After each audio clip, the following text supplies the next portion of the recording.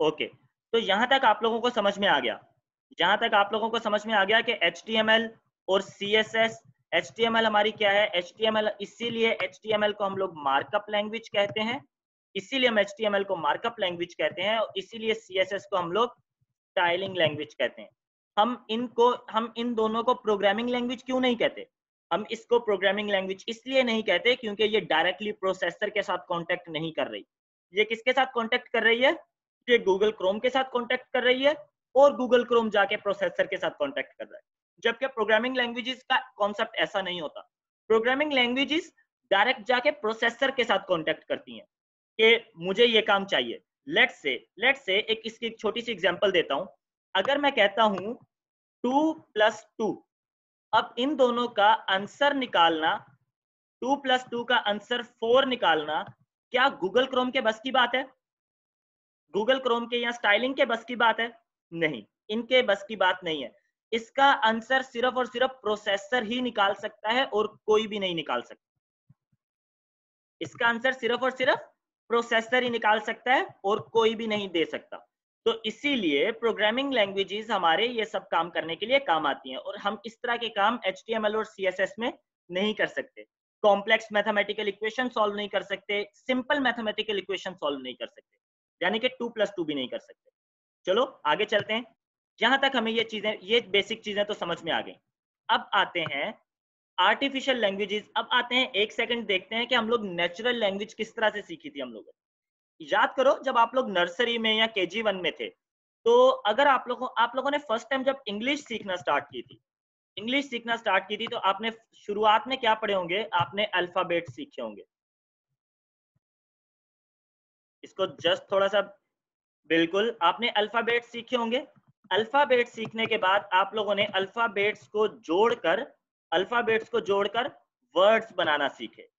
Words को जोड़ने के फिर आप लोगों ने उसके थोड़ा और अगली क्लास में गए, तो वर्ड्स को जोड़कर हमने क्या बनाना सीखा? हमने सेंटेंसेस बनाना सीखे। पर जब हम सेंटेंसेस बना रहे थे, तो उस वक्त हमें एक चीज का ध्यान रखना पड़ा। किस चीज का? ग्रामर का। और उसके बाद जब हम लोग और कुछ और नेक्स्ट हायर क्लासेस में गए, तो हम लोगों ने सेंटेंसेस को जोड़कर हम लोगों ने क्या बनाना सीखा? हम लोगों ने लेट्स से एक पैराग्राफ बनाना सीखा। पैराग्राफ के बाद पैराग्राफ्स को जोड़कर हम लोगों ने एक ऐसे या एक बुक बना ली। यहां तक तो चीजें क्लियर हैं। ये हमारे पास है इंग्लिश लैंग्वेज सीखने के स्टेप्स। ये तो है, क्योंकि अब ये इंग्लिश लैंग्वेज एक लैंग्वेज है, तो ये हमारे पास इंग्लिश लैंग्वेज सीखने के स्टेप है। ओके, तो अब आगे चलते हैं, आर्टिफिशियल लैंग्वेज सीखने के स्टेप्स क्या हैं हमारे पास।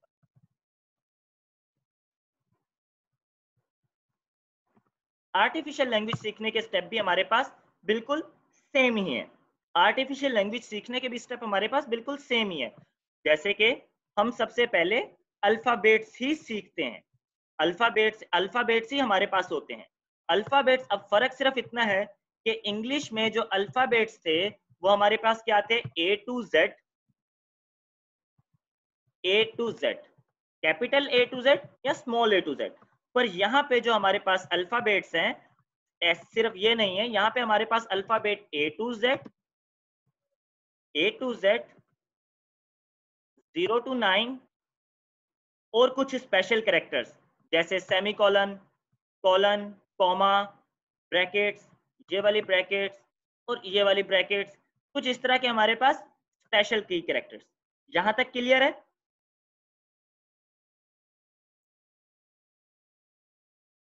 Come on reply. ओके, उसके बाद हम लोग वर्ड्स को, इन अल्फाबेट्स को जोड़कर जहां पे हम लोग बनाते हैं, वहां पे हमारे कीवर्ड्स, आवाज वहां पे हमारे वर्ड्स बनते थे, जहां पे हमारे बनते हैं कीवर्ड। क्लियर है? जहां पे हमारे बनते हैं कीवर्ड्स, वहां पे वर्ड्स बनते थे। अब देखो, इस पैटर्न को चेक करो, अल्फाबेट्स एंड वर्ड्स, यहाँ पे हमारे अल्फाबेट्स एंड कीवर्ड्स।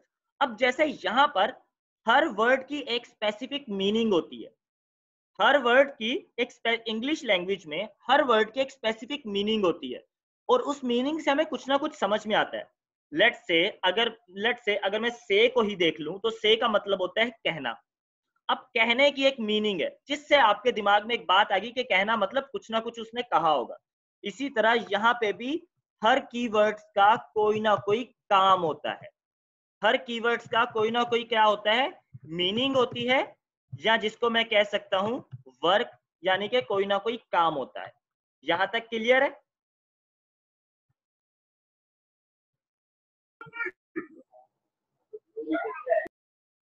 ओके।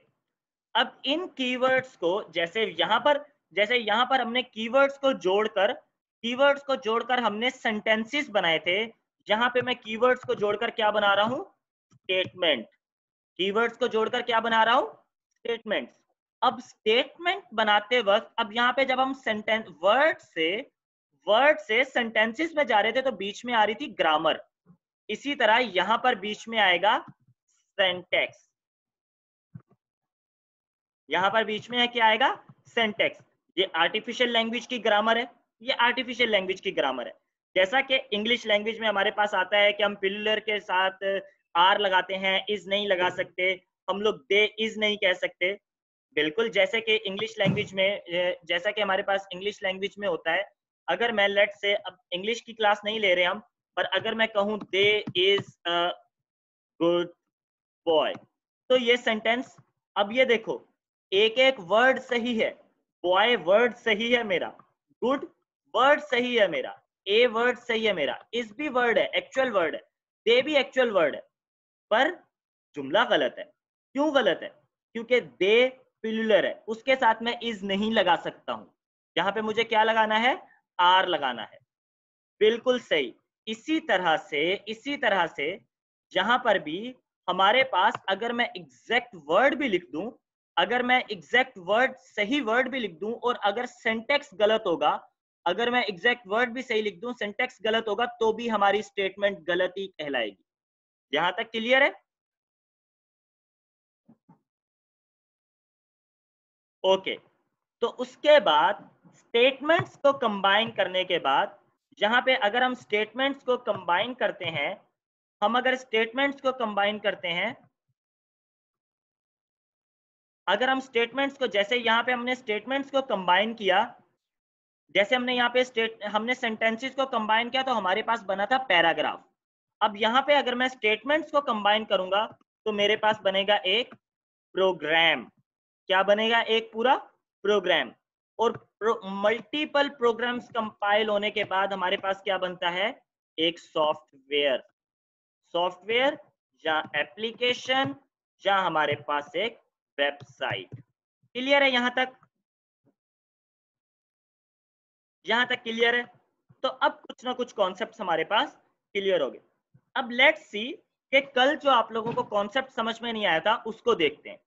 यहां तक तो आपको सबको पता है कि स्क्रिप्ट के टैग के अंदर अगर मैं कुछ भी लिखूंगा, लेट्स सी, इस स्क्रिप्ट के टैग के अंदर यहां पे मैं कुछ भी लिखूंगा तो वो क्या कहलाएगी? अगर मैं यहाँ पर कुछ भी लिखूंगा तो वो क्या कहलाएगी? लेट्स से यहाँ पर भी मैंने कुछ लिखा, यहाँ पर भी मैंने कुछ लिखा, यहाँ पर भी मैंने कुछ लिखा, यहाँ पर भी मैंने कुछ लिखा, तो ये क्या कहलाएंगे? ये हमारी जावास्क्रिप्ट कहलाएगी। यहाँ तक तो क्लियर है। अब जावास्क्रिप्ट में सबसे पहले कॉन्सेप्ट पर आते हैं। मैंने क्या लिखा? वार। वार। अब वार क्या है? वार एक कीवर्ड है। अब वार क्या है? एक कीवर्ड है। अब कॉन्सेप्ट समझ में आ रहा है? वार एक कीवर्ड है। अब वार क्या करता है? लेट्स से, अब यहाँ पे मैं लिख देता हूं, let's say a is equals to 5। अब ये क्या करेगा? वार कीवर्ड है, मतलब इसकी कोई ना कोई मीनिंग होगी या कोई ना कोई काम होगा। वार एक कीवर्ड है, तो इसका मतलब क्या है? इसका मतलब ये है कि इसकी कोई ना कोई मीनिंग होगी और कोई ना कोई काम होगा। तो अब देखते हैं वार का काम क्या है। वार का काम क्या है? लेट्स से, अच्छा, और एक और चीज, अब आप लोगों को पता है क्या, क्या कोई भी चीज डायरेक्टली प्रोसेसर के साथ कांटेक्ट कर सकती है? क्या कोई भी चीज डायरेक्टली प्रोसेसर के पास जा सकती है? जैसे मैंने बोला प्रोग्रामिंग लैंग्वेज प्रोसेसर के साथ कांटेक्ट करती है, मैंने बोला प्रोग्रामिंग लैंग्वेज प्रोसेसर के साथ कांटेक्ट करती है, पर हमारे पास से कोई भी चीज डायरेक्टली प्रोसेसर के पास नहीं जा सकती। उसको पहले क्या करना पड़ेगा? पहले रैम से कांटेक्ट करना पड़ेगा। पहले रैम से होके गुजरना पड़ेगा। रैम में वो कुछ ना कुछ रखेगा, प्रोसेसर रैम से उठाएगा, प्रोसेसर अपना रिजल्ट दोबारा रैम में रखेगा और प्रोग्रामिंग लैंग्वेज उस रैम से रिजल्ट उठाएगी। यहां तक क्लियर है? तो इसको एक दफा यूं कर देते हैं, इसको एक दफा उल्टा भी चला देता हूं ताकि आप लोगों को कॉन्सेप्ट क्लियर हो जाए।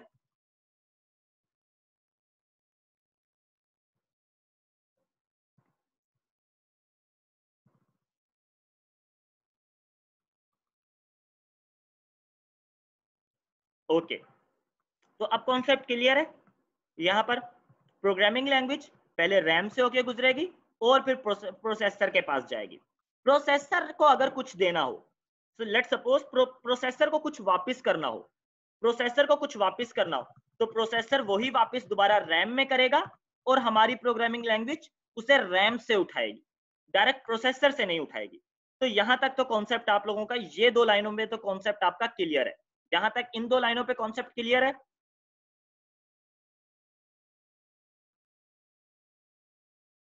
ओके, तो यहां तक तो कॉन्सेप्ट क्लियर है। अब अगर वेरिएबल को, अब वार क्या करता है, वार आपका, var, let me annotate it, let me annotate it, wait a second. Var क्या करता है, वार एक बॉक्स बना देता है। वार क्या करता है, वार एक, वार का काम क्या है, देखो वार के कुछ ना कुछ काम होंगे। वार का काम है एक बॉक्स को क्रिएट कर देना। वार का काम क्या है, एक बॉक्स को क्रिएट कर देना, जिसे अगर मैं बिल्कुल टेक्निकल टर्मिनोलॉजी में कहूं, अब देखो मैं क्या कह रहा हूं, टेक्निकल लैंग्वेज, अगर टेक्निकल लैंग्वेज में कहूं तो ये एक वेरिएबल है। अगर मैं इसे टेक्निकल लैंग्वेज में कहूं तो ये एक वेरिएबल है, पर हम अपने समझने के लिए इसे बॉक्स का नाम दे देते हैं, हम इसे बॉक्स कह देते हैं। पर अगर अब देखो, क्या क्या हमारी रैम में एक ही बॉक्स होगा? क्या हमारी रैम में इस तरह का एक ही बॉक्स होंगे? Come on reply. नहीं, हमारी रैम में, हमारे रैम में हमारा ऑपरेटिंग सिस्टम भी लोड हुआ हुआ होगा, हमारी रैम में हमारा ऑपरेटिंग सिस्टम भी लोड हुआ होगा। जैसा कि मैंने बोला कि अगर मैं ए भी टाइप करता हूं तो वो रैम में जाता है, तो रैम में आपकी बहुत सारी चीजें होंगी, बहुत सारी चीजें होंगी। तो अगर मुझे यही बॉक्स वापिस चाहिए होगा तो मैं इसे रैम में बिना नाम के ढूंढ सकता हूं? क्या मैं इसे बिना नाम के रैम में ढूंढ सकता हूं? नहीं। तो वार क्या करेगा, वार इसे क्या करेगा, वार एक बॉक्स बना देता है, वार एक बॉक्स बना देता है। अब वार के आगे मैं जो भी लिखूंगा, वार के आगे मैं जो भी लिखूंगा वो क्या करेगा, लेट मी एनोटेट इट, वार के आगे मैं जो भी लिखूंगा वो इस बॉक्स का यहाँ पे लेबल बना देगा। अब इस बॉक्स को किस लेबल बना दिया, इस बॉक्स का लेबल बना दिया ए। अब लेट्स से अब इस पूरे बॉक्स का हमने नाम रख दिया है ए। अब इस पूरे बॉक्स का हमने क्या नाम रख दिया है, जैसे अब आप लोगों का नाम है तो हमने इस पूरे बॉक्स का नाम रख दिया है, अब इस पूरे बॉक्स का हमने नाम रख दिया है ए। तो अब अगर मुझे रैम से ये बॉक्स चाहिए होगा, अब अगर मुझे ये रैम से बॉक्स चाहिए होगा तो मैं क्या बोलूंगा, ए मेरे पास आ जाओ, ए मेरे पास आ जाओ। तो अब ए, अब ए, अब रैम में हम, अब रैम में ए ढूंढेगा, अब ऑपरेटिंग सिस्टम ए ढूंढेगा और ए हमें पकड़ा देगा। अब वो ऑपरेटिंग सिस्टम का सर का दर्द है तो रैम में ए किस तरह से ढूंढता है, अब वो ऑपरेटिंग सिस्टम के सर का दर्द है कि वो रैम में ए किस तरह से ढूंढता है, वो हमारा मसला नहीं है। Okay, let me start a new session, let me start a new session. यहां तक क्लियर है सबको?